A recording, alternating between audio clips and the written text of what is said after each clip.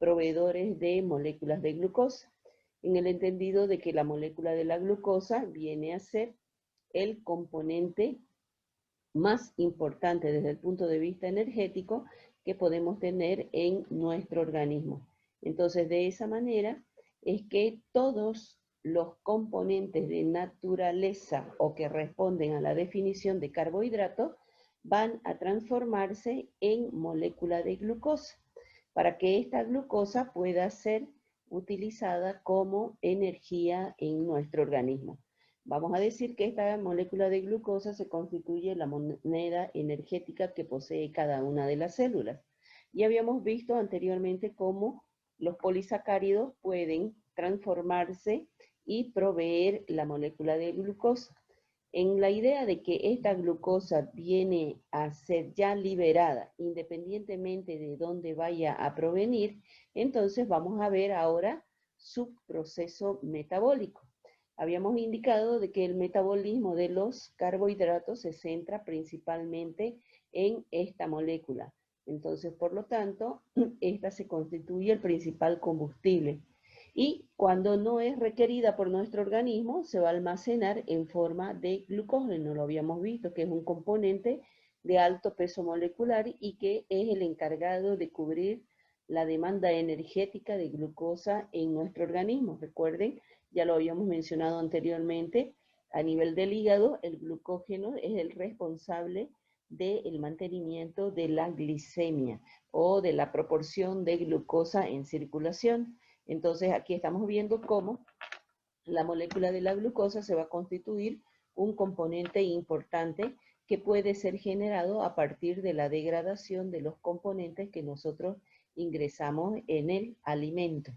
Entonces, cuando hacemos referencia básicamente a la molécula de glucosa como el componente energético, vamos a hablar sobre su proceso metabólico, es decir, sobre su transformación.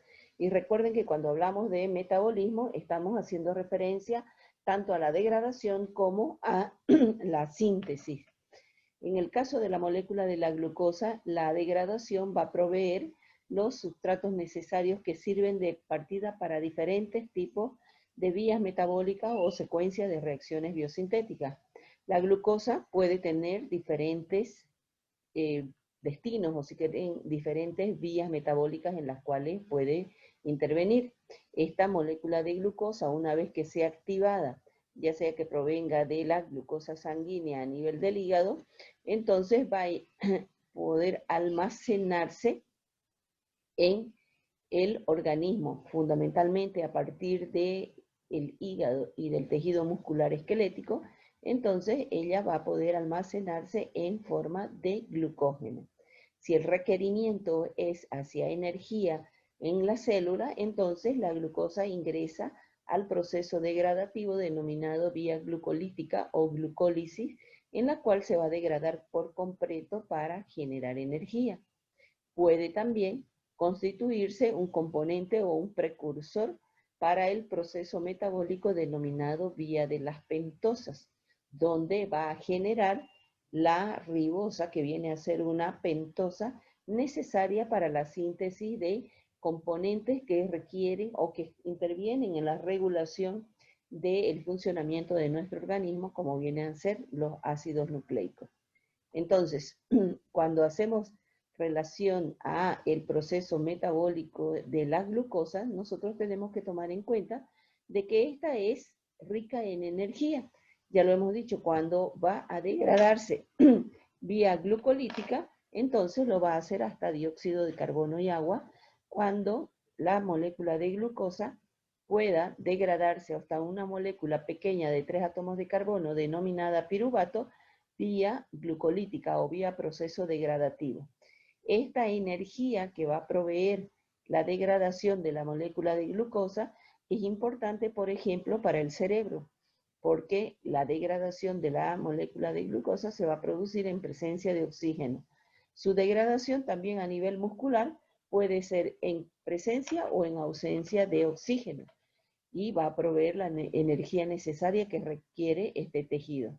Los glóbulos rojos se constituyen también uno de los principales requerimientos de glucosa en nuestro organismo para que ahí ella pueda proveer energía en condiciones de anaerobiosis. Vamos a ver cómo así la molécula de glucosa provee esta energía. Recuerden ustedes que el eritrocito viene a ser una célula nucleada, por lo tanto, el proceso vía aeróbico no se puede llevar a cabo. Ya lo decíamos entonces, si no va a generar energía, se puede constituir el componente precursor, ya sea para la síntesis de lípidos a nivel del tejido adiposo o el hígado, en condiciones donde tenemos una gran concentración de glucosa en circulación. También se constituye fuente de equivalentes de reducción, puesto que en el proceso de su transformación, en el ciclo de las pentosas, se produce el NAD fosforilado en estado reducido. Recuerden ustedes de que este componente viene a ser requerido en el proceso de síntesis de ácidos grasos. Ya lo mencionábamos anteriormente que esta se constituía la vía de conexión entre el metabolismo de los carbohidratos y el metabolismo lipídico.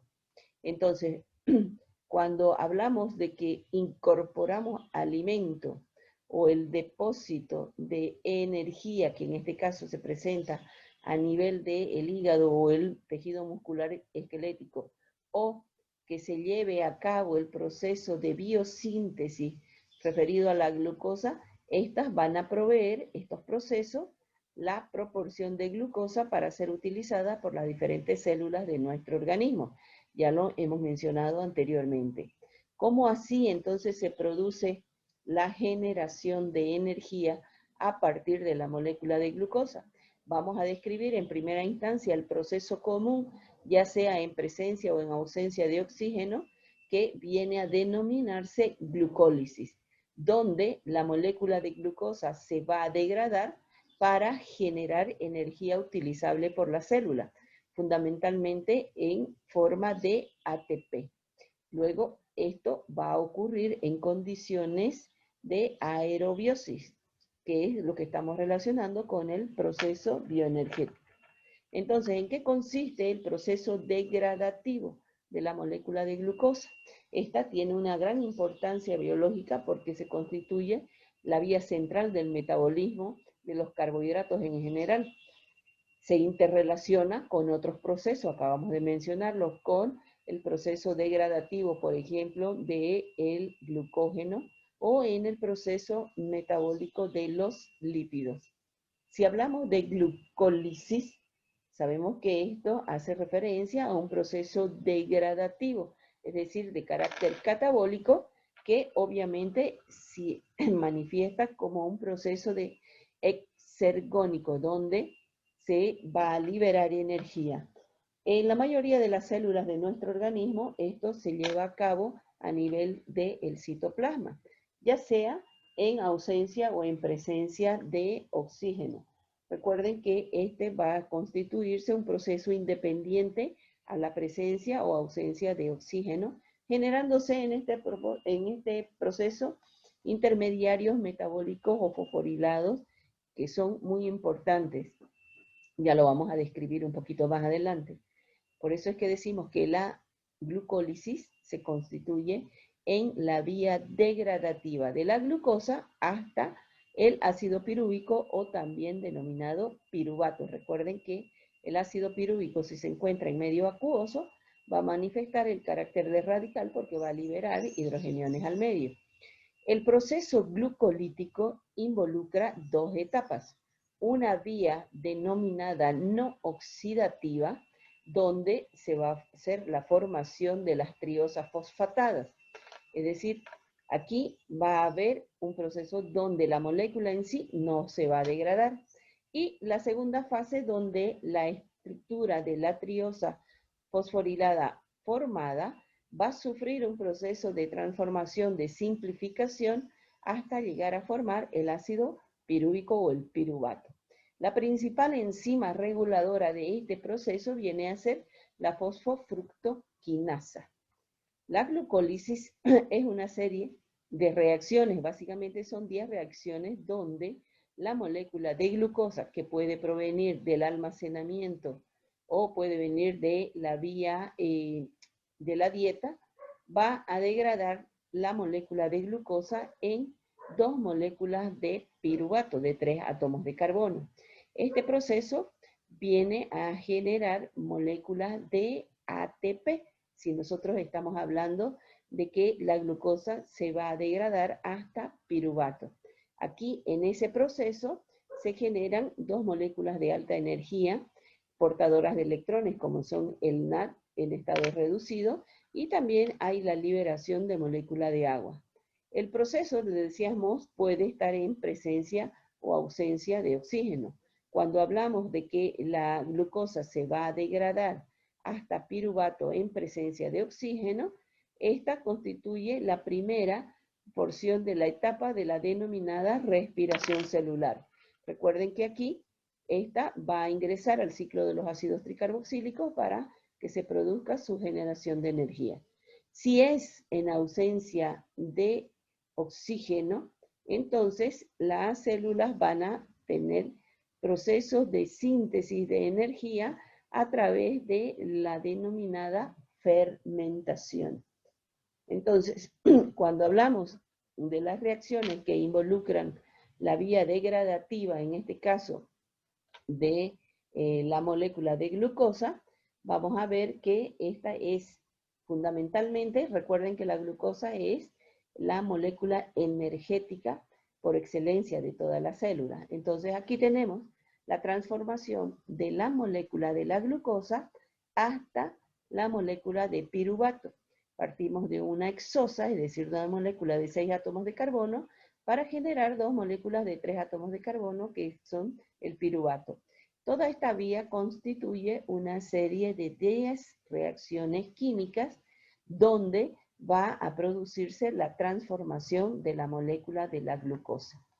Decíamos que el proceso de la glucólisis está formada o separada en 2 fases. La primera fase, que requiere energía para formar ATP, es decir, para que se transforme la glucosa en fructosa 1,6-bifosfato, va a haber el requerimiento o el gasto de energía, en este caso, de 2 moléculas de ATP. La segunda fase, que viene a ser la propiamente degradativa, por eso es que se denomina vía oxidativa de la glucólisis, esta es la que se considera como la fase de producción de energía. Aquí vemos que se están liberando moléculas de ATP a partir de la fructosa 1,6-bifosfato, que va a generar también equivalentes de reducción en forma de NAD. Entonces, ¿qué es lo que ocurre? En la primera fase denominada no oxidativa. Recuerden que cuando nosotros hacemos alusión a un proceso oxidativo, estamos hablando de simplificación, de degradación de la molécula. En esta primera fase, la glucosa no sufre degradación. Lo vamos a ver aquí, se va a formar la glucosa 6-fosfato, la fructosa 6-fosfato y la fructosa 1,6-bifosfato. Entonces estamos hablando de que aquí permanecen las hexosas y lo que se está produciendo es una activación. En la primera reacción, la glucosa, por acción de una hexoquinasa, va a incorporar fósforo cedido por el ATP a su carbono 6 para formar la glucosa 6-fosfato. Estamos gastando un ATP. En la segunda reacción, el componente de 6 átomos de carbono denominada glucosa, es decir, va a pasar de ser aldosa a pasar a ser cetosa. Entonces va a pasar de glucosa a fructosa. Si recuerdan ustedes, la fructosa es un isómero de la glucosa, por lo tanto, la enzima que va a catalizar esta reacción es la fosfoglucoisomerasa, para transformar glucosa en fructosa, fosforilada a nivel del carbono 6. Esta fructosa va a sufrir una nueva activación, es decir, incorporación de fósforo a su molécula, cedida también ese fósforo por el ATP. Entonces vamos a tener como producto la fructosa fosforilada, tanto en el carbono 1 como en el carbono 6, es decir, la fructosa 1,6-bifosfato. Aquí se produce la escisión de la molécula, la degradación, la simplificación de una estructura de 6 átomos de carbono a 2 estructuras de 3 átomos de carbono, por acción de una aldolasa. Se va a generar una triosa de carácter cetónico que viene a ser la dihidroxiacetona, que está fosforilada. Recuerden que la fructosa tiene 2 fosfatos. Y también se va a generar la triosa de carácter aldónico, que vendría a ser el gliceraldehído fosfato, fosforilado también a nivel del carbono 3. Estas, tanto la dihidroxiacetona como el gliceraldehído, se constituyen las triosas más simples que presenta la molécula. Es decir, cuando hablamos de carbohidratos, las estructuras de carbohidrato, tanto aldosas como cetosas más simples, vienen a ser la dihidroxiacetona y el gliceraldehído. Cuando estamos hablando de los carbohidratos, hemos visto de que estos son o pueden formar diferentes tipos de isómeros. La isomería aldosa-cetosa es una que hemos visto ya anteriormente. Aquí se va a producir la transformación de la dihidroxiacetona fosfato en gliceraldehído 3-fosfato por acción de la triosa fosfato isomerasa. Entonces, con esto estamos hablando de la vía no oxidativa, donde vamos a tener las tres átomos de carbono presentes en la molécula, es decir, las triosas. La segunda fase, que involucra el proceso de transformación hacia la molécula de piruvato, va a partir del gliceraldehído. Recuerden que hay 2 moléculas de gliceraldehído porque la dihidroxiacetona, por acción de la isomerasa, se transformó también en gliceraldehído 3-fosfato. Aquí inicia su proceso de simplificación al liberar hidrogeniones presentes en su molécula. Entonces, el glicero 3-fosfato, el gliceraldehído, va a perder hidrogeniones de su medio. Aquí va a perder esos hidrógenos y se va a transformar en 1,3-bifosfoglicerato por acción de la gliceraldehído 3-fosfato deshidrogenasa. Aquí estamos hablando de que esta enzima va a permitir la incorporación de fósforo, pero en este caso de fósforo inorgánico, no cedido por ATP. Entonces, como se va a perder hidrógeno por acción de la deshidrogenasa, tenemos la participación de una coenzima que va a captar ese hidrógeno que se está liberando. Y entonces vamos a generar el 1,3-bifosfoglicerato. Se constituye un componente altamente energético, tiene 2 grupos fosfatos en su estructura. Entonces va a perder un grupo fosfato, es decir, se va a liberar una molécula de ATP, coincidiendo con el criterio de catabolismo de carácter exergónico, donde se libera energía por acción de la fosfoglicerato quinasa. Entonces se libera el fósforo del carbono 1 y me queda el fósforo del carbono 3, generando el 3-fosfoglicerato. Va a sufrir un cambio de posición del fósforo del carbono 3 hacia el carbono 2 por acción de una mutasa, generando el 2-fosfoglicerato, que va a sufrir un proceso hidrolítico, va a liberar molécula de agua por acción de una enolasa, y entonces vamos a tener el fosfoenolpiruvato. Entonces vamos a tener aquí la característica del doble enlace presente en la estructura, y esta molécula va a liberar su componente energético, que viene a ser el grupo fosfato, se lo va a ceder al ADP por acción de la piruvato quinasa, y se libera molécula de ATP y el piruvato, que vendría a ser la estructura de 3 átomos de carbono, producto de la glucólisis.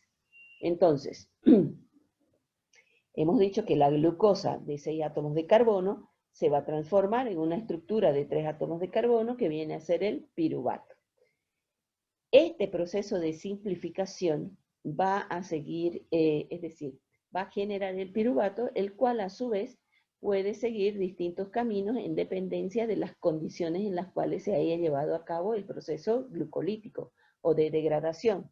Si decimos que son en condiciones aeróbicas, entonces el producto se va a constituir el piruvato. Ya hemos visto cómo la molécula se va a degradar vía glucolítica en presencia de oxígeno, genera piruvato, y Este piruvato a nivel de las células que poseen oxígeno lo van a degradar para generar energía en forma de ATP vía ciclo del ácido cítrico o ingresando al proceso bioenergético que ya conocemos y hemos descrito anteriormente, donde el piruvato se va a transformar en acetilcoenzima A y esa acetilcoenzima A se va a degradar completamente hasta dióxido de carbono y agua. Es una de las opciones. Si el oxígeno está disminuido o no hay presencia de oxígeno, estamos hablando de condiciones anaeróbicas, lo que ocurre, por ejemplo, a nivel del tejido muscular esquelético, cuando lo sometemos a un ejercicio o a un producto de trabajo que significa esfuerzo, entonces se va a llevar a cabo igual el proceso degradativo de la molécula de la glucosa, donde esta se va a simplificar, va a generar el piruvato. Pero como está en ausencia de oxígeno, va a generar otro componente energético, en este caso para el nivel del tejido muscular esquelético, denominado lactato. Entonces nosotros pudiéramos decir que los productos vienen a ser el dióxido de carbono en condiciones aeróbicas y el lactato en condiciones anaeróbicas. Cuando el proceso glucolítico se lleva a cabo en condiciones de anaerobiosis, tenemos que también tomar en cuenta dónde se lleva a cabo ese proceso. Cuando hablamos de que ella pudiera hacerse a nivel, por ejemplo, lo que mencionábamos del tejido muscular esquelético, entonces aquí se va a producir lo que generalmente se denomina una fermentación láctica, porque producto de la degradación o la transformación del piruvato se va a formar el lactato. Esto por acción de la enzima lactato deshidrogenasa. Este componente va a requerir la participación de una coenzima. Esta coenzima en estado reducido, lo recuerdan, hace un momento lo decíamos, en el proceso donde la glucosa se degrada, donde el 1,3-bifosfoglicerato va a transformarse en 3-fosfoglicerato, libera hidrogeniones que son captados por el NAD en estado de oxidación, capta el hidrogenio y pasa a su estado reducido. La glucosa libera el piruvato que viene a ser un cetoácido. Entonces, este cetoácido por acción de la lactato deshidrogenasa con la participación del NAD en estado reducido que ha sido formado en el proceso glucolítico, va a hidrogenar el piruvato para formar el hidroxiácido que vendría a ser el lactato. Entonces, la conversión de piruvato a lactato da a la célula un mecanismo para la oxidación del NAD en estado reducido que es generado por el proceso glucolítico. Esto va a ocurrir siempre y cuando esté presente la enzima lactato deshidrogenasa, que es la que capta el hidrógeno, es decir, es la enzima que cataliza la captación del hidrógeno por el piruvato para la formación del lactato. Entonces, esto a nivel del tejido muscular se constituye un proceso cíclico. Si la molécula de glucosa se degrada para dar energía en condiciones aeróbicas, en condiciones anaeróbicas también va a producir energía. Entonces estamos viendo aquí que se liberan 2 moléculas de ATP. Puede también producirse el proceso denominado de fermentación alcohólica. El piruvato va a ser convertido en alcohol por acción de la deshidrogenasa alcohólica, previo paso por la formación de acetaldehído por acción de una descarboxilasa. Esto se lleva a cabo, por ejemplo, a nivel de las levaduras, a nivel de microorganismos, como por ejemplo las bacterias, donde la molécula de la glucosa va a degradarse generando piruvato, pero como estamos hablando de condiciones anaeróbicas, entonces aquí sobre el piruvato puede actuar en principio la piruvato descarboxilasa, liberar un átomo de carbono de su estructura, el grupo cetónico, y dejarme la función alcohol, es decir, el acetaldehído.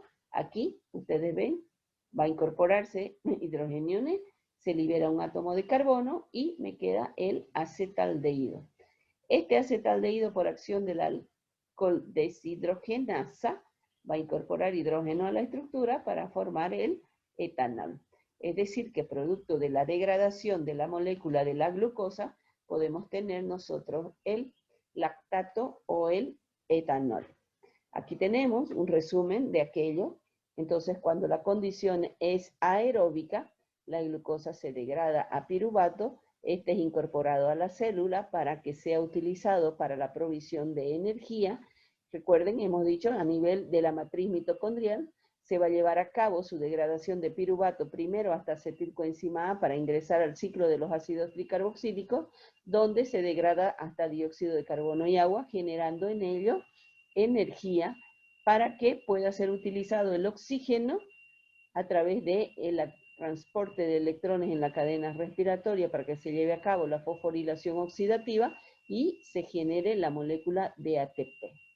Entonces, si la condición es anaeróbica, entonces la glucosa se va a degradar hasta piruvato, va a generar los hidrogeniones necesarios para que por acción de la lactato deshidrogenasa el piruvato pase al lactato. De un cetoácido se forme el hidroxiácido. Entonces, esos vendrían a ser los destinos que tenemos. Cuando hablamos de un proceso metabólico, recuerden, hablamos del balance energético. En este caso, estamos viendo de que la glucólisis anaeróbica va a degradar glucosa hasta lactato y en ese proceso se van a generar dos moléculas de ATP. Si el proceso es aeróbico, entonces vamos a tener que la transformación de glucosa al transformarse en piruvato va a generar dos ATP, componente de alta energía, recuerden que es el NAD en estado reducido, por lo cual se va a poder generar, si ustedes recuerdan de biología, el rendimiento de la degradación de una molécula de glucosa nos generaba 38 moléculas de ATP. Recuerden que el ATP se constituye, vuelvo a insistir, en la molécula energética de nuestro organismo. Si hablamos de cuántos ATP pueden formar la degradación de la molécula de la glucosa, tendríamos que considerar primero el proceso glucolítico que se lleva a cabo a nivel del citoplasma, donde se van a generar dos moléculas de ATP. Recuerden que cuando hablamos de balance energético estamos incorporando, además de la expresión de la energía, como en este caso que vienen a ser las dos moléculas de ATP, tenemos que considerar todos aquellos componentes que se generan y que son altamente energéticos, como en el caso del NAD, que aquí en su estado reducido va a generar 6 ATP. Recuerdan que por cada NAD que ingresa al ciclo o a la cadena respiratoria se pueden generar 3 moléculas de ATP. Como son 2 NAD, entonces se forman 6 ATP. ¿Por qué decimos 2 moléculas de ATP en el proceso degradativo? Hemos visto de que se han generado estas moléculas y se van a liberar la molécula o la estructura pequeña que vendría a ser el piruvato. Una vez que se han generado esos equivalentes de reducción, recuerden, el ácido pirúvico va a pasar a acetilcoenzima A. En este proceso se libera un NAD que involucra 3 ATP y en total tenemos 6 ATP. Cuando esta acetilcoenzima A ingresa al ciclo de Krebs, se generan en ello 12, habíamos dicho, u 11 moléculas de ATP si consideramos la fosforilación a sustrato o no. Entonces, aquí tenemos un ATP, 3 NAD y un FAD. Lo duplicamos porque son 2 gliceraldehídos quienes sufren el proceso degradativo. Y entonces tendríamos un total de 38 ATP por cada molécula de glucosa que se libera. Para que esta vía sea regulada, un mecanismo de regulación importante aquí viene a ser el mecanismo de regulación generado por las enzimas que participan. Las exoquinasas aquí van a tener una importancia radical, puesto que a nivel del músculo, la exoquinasa va a liberar la glucosa 6-fosfato para que ésta empiece su proceso degradativo. Algo similar va a ocurrir a nivel del hígado con la glucoquinasa. La actividad máxima, en este caso, de la exoquinasa se va a llevar a cabo cuando la concentración de glucosa aumente. En el caso de la glucoquinasa, a medida que la cantidad de glucosa en sangre aumenta, también su acción se va a estimular y por lo tanto va a haber la secreción para que pueda activar la molécula de glucosa y con ello iniciar el proceso de degradación. La fosfofructoquinasa se constituye en la enzima reguladora propiamente de este proceso, porque la fructosa 6-fosfato que es generada en la vía no oxidativa va a fosforilarse nuevamente porque esta es la estructura que se va a escindir, que se va a desdoblar para dar las dos triosas que inician la vía degradativa. Esta entonces va a ser estimulada por el proceso de la gluconeogénesis, es decir, vamos a tener gran proporción de fructosa 1,6-bifosfato que también es activado por el AMP cíclico y el ADP.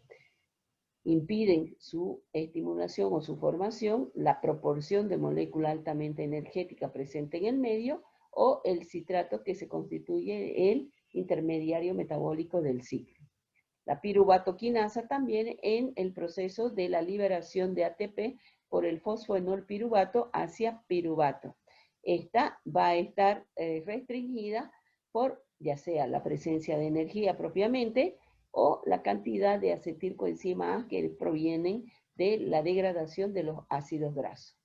Un producto de ello viene a ser la relación que tenemos nosotros entre la glucosa y el lactato, producto de la degradación de la glucosa vía anaeróbica, donde se relaciona el metabolismo glucosídico entre el músculo, la sangre y el hígado.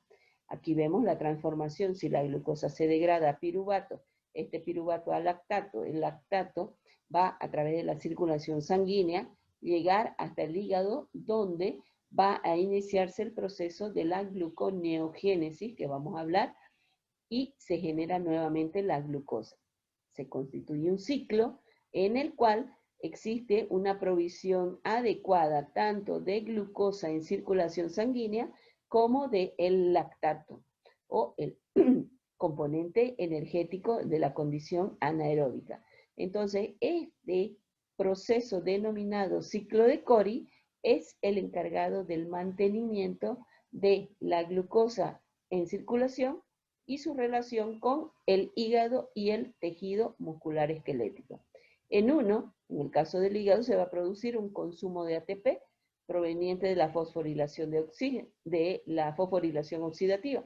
Aquí estamos gastando oxígeno. En cambio, en el proceso muscular, nosotros vamos a liberar energía para que este tejido pueda ejercer su función. Entonces, este es un componente importante que relaciona la vía oxidativa con la vía no oxidativa de la molécula de glucosa. Aquí lo expresamos entonces, donde la glucosa va proveniente del hígado, ya sea del depósito o de la alimentación, va a circular a nivel de la sangre, llega hasta el tejido muscular, aquí se produce el proceso degradativo para generar el piruvato. Como estamos en condiciones de anaerobiosis, se forma el lactato. Parte del lactato que no haya sido utilizado para generar energía y el trabajo a nivel de tejido muscular, vuelve a través de la sangre al hígado, donde él se transforma en piruvato y este interviene en el proceso gluconeogénico y genera nuevamente glucosa. Vamos a ver entonces el proceso de generación de molécula de glucosa cuando existe provisión de piruvato, que puede provenir también a su vez de diferentes componentes. Pero eso lo vamos a ver el día de mañana. Por hoy entonces vamos a quedar aquí.